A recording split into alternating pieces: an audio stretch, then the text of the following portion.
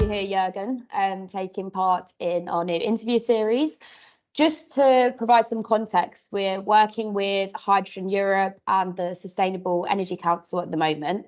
We're speaking to key actors working in clean energy, essentially looking to understand your career choices, any sort of successes you've had working in climate change, and also what sort of advice you would give to aspiring professionals who are trying to navigate the industry at the moment or get into it as well. So just to kick us off, could you just give us, a quick run through of your career today and I guess how you came to working on the hydrogen program at BMW?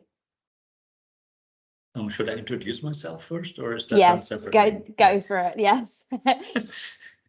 Hello, my name is Jürgen Guldner. I'm responsible for the hydrogen program at BMW, and I'm glad to be here today. My career started actually with a master's in electrical engineering, followed by a PhD in robotics. After that, I spent a couple of years in California, in Berkeley, as a postdoc working on autonomous driving, and that is kind of how I got into the automotive business.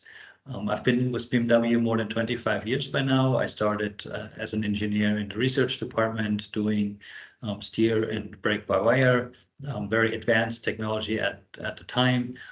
Did a few things in the chassis department, and then in 2006, I was the chief engineer for BMW's first hybrid vehicle. At that time, it was the X6 active hybrid. And this was really a snowplow project for BMW because it was the first time we brought the high voltage and the electrification into vehicles. And since then, obviously, we've rolled out electrification through our whole portfolio.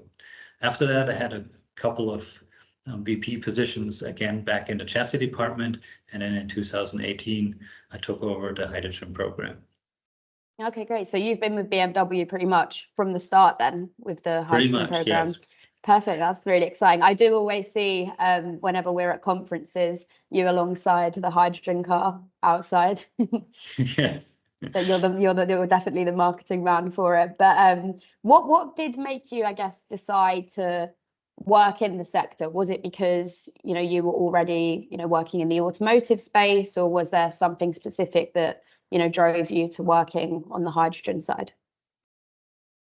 That was more of a coincidence. I was moving jobs, and the project sounded very interesting in 2018. Hydrogen was not on the agenda yet, but I knew that we probably would need a second technology in addition to the battery electric vehicles. I had been working on electric vehicles and driving them myself for a long time, but I realized that it's always better to have two legs to walk on. And Sure. the hydrogen project turned out to be so much more than just engineering, because we're in the middle of the energy transition. Right now, I'm responsible for the hydrogen economy, for the infrastructure, yes, the public demonstrations and media events, and the politics around it. And that is, for an engineer, this is really a great opportunity to really open up the perspective and look to the left and to the right, and see what's going on in the world. And the energy transition for all of us is a very big thing. So I'm glad to be part of it, and that I'm able to help with whatever I can. Yeah, for sure. So did you say it was 2006 that you began working on the hydrogen program at BMW? 2006, I started working on the hybrid program, which is Right, the understood. first electric car for BMW. And then 2018, I switched to the hydrogen program. Okay, that makes sense. In that time, from then till now, really, what sort of challenges would you say that you've faced, and how have you navigated through those? Basically, with both technologies, battery electric vehicles and also hydrogen, I think the main problem or the main challenge is to educate the public to embrace the zero emission technology by showing them how useful the technology is on a daily basis, how readily available those vehicles are, and how easy to use they are. And of course, then to promote the infrastructure that is needed for zero emission mobility, be it electric charging or hydrogen fueling stations, and to get that onto the road. Yeah, for sure. And I think, yeah, that there's definitely similar challenges being faced across the sector at the moment. In terms of, so obviously you've had a very successful career with BMW as well, obviously fantastic company to work for. What would you say your biggest achievements up till now would be in relation to kind of fighting climate change? Well, it's, success is a matter of many, many steps. And For sure. The hybrid project back then really paved the way for electrification for us at BMW, and after that, many projects followed. But at BMW, we're known as a leader in innovation, but we're also a leader in sustainability. And sustainability really goes through the whole value chain, all the way from mining raw materials to production of the components at our suppliers to our own production. And then, of course, recycling, because recycling is very important because you have to design it into the car when you design the car in the beginning. So you have to think many, many years, decades ahead, how Many to do steps that. before, yeah, for sure. Yeah, so that is really important for us to think the whole value chain, and also to use all the available technologies to decarbonize and be very agnostic to technology and make use of it. Yeah, for sure. I mean, in comparison to, your competitors, I guess, in the space, I know we're all trying to work together to one common goal, but everyone has their competitors. How would you say BMW has been successful in comparison, I suppose?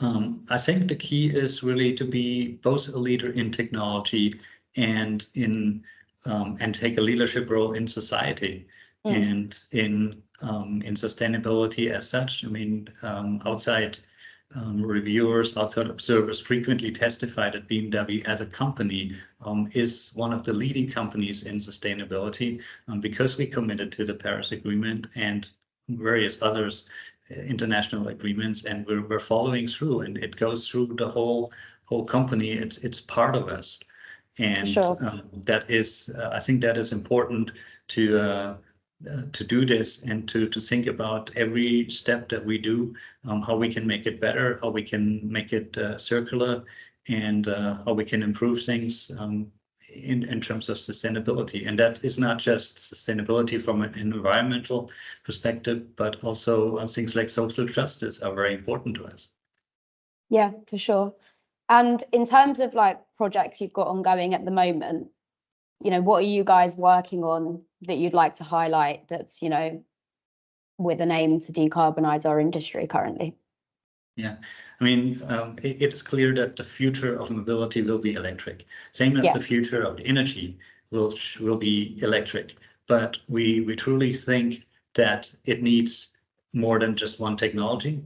On the energy sector, it's very clear that hydrogen is needed for the energy transition, to save energy, over longer periods of time, to transport energy, and also to decarbonize industries that simply cannot be electrified. And even for our own production, there's processes in our production plants that would require high heat, for example, which is better done with hydrogen rather than electricity. Our own logistics, bringing in the thousands of components and parts from our suppliers every day by trucks. We try to do as much as possible by railroad, but in the situations where we have to use trucks, using hydrogen for those is definitely something we look at. And also things like forklifts and the little intra-logistics in the plants. We're trying out hydrogen. And we see the same thing in the passenger vehicle sector. We have a very strong portfolio of battery electric cars, and they're very successful in the market. But we think that we need a second technology.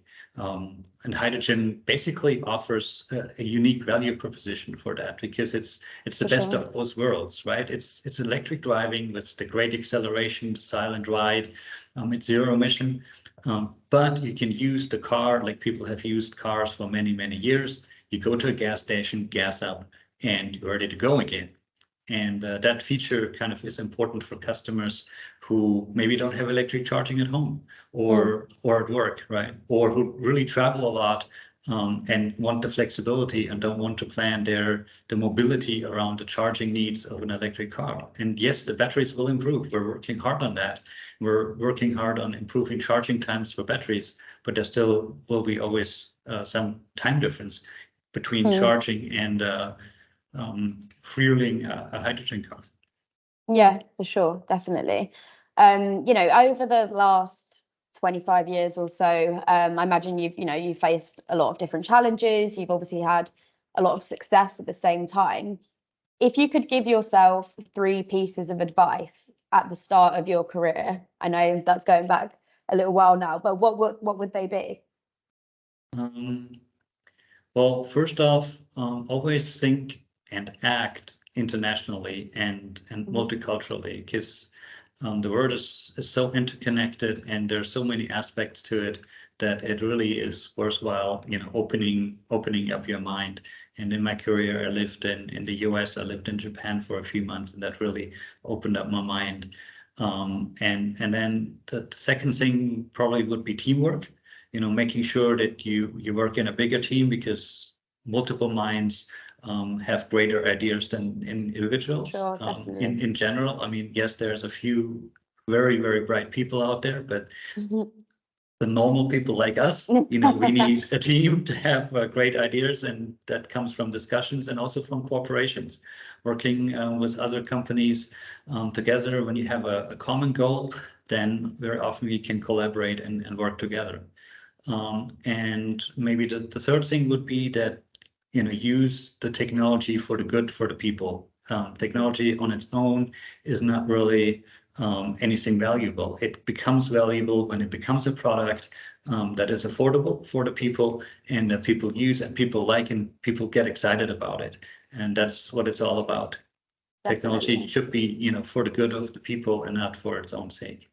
Yeah, I think on your point about, having like an international mindset and getting that experience, working with large teams as well. I think one thing we always talk about with our partners is how important diversity is for innovation, especially in, a sector where innovation is most definitely required. Like different ideas, different backgrounds, different experiences definitely need to work together to form greatness, really. So that's usually the mantra that we use. So yeah, absolutely. Relating closely to what you said, for someone who is looking to get into the industry, like very early in their career, trying to consider what the challenges might be, what would your kind of final piece of advice be for that person? Well, there's not just one single piece of advice, but yeah. For one, you probably need to think of if you want to, what kind of work environment you want. I mean, you have all different kinds of choices between big companies like us that are really truly international to small startups. Yes, the startups are smaller and you work more concentrated on one thing. At BMW, I moved around with different projects and it never got boring. So, learn your stuff, learn the background, always stay curious. For me, every day that I learn something new is a good day. And work together and, do the teamwork, do the collaborations and try to find solutions. Don't look out for problems, look out for solutions and making things better every day. I like that. Great. I mean, I think, that insight will definitely be really valuable and helpful for people considering a career in the clean energy space. I think a lot of people from the conversations that we're having, a lot of people are definitely looking to transition into this space, and I can understand why. It's very exciting. There's a lot of promise, so I can see why. But yeah, I think everything you've said will be really helpful. Is there anything that you wanted to add before we end this call today? No, I don't think so. I think we covered pretty much everything. We cover quite a lot. Yeah. Well, thank you so much for coming on. Really appreciate it. And once again, I think it will be really valuable for everyone who is listening.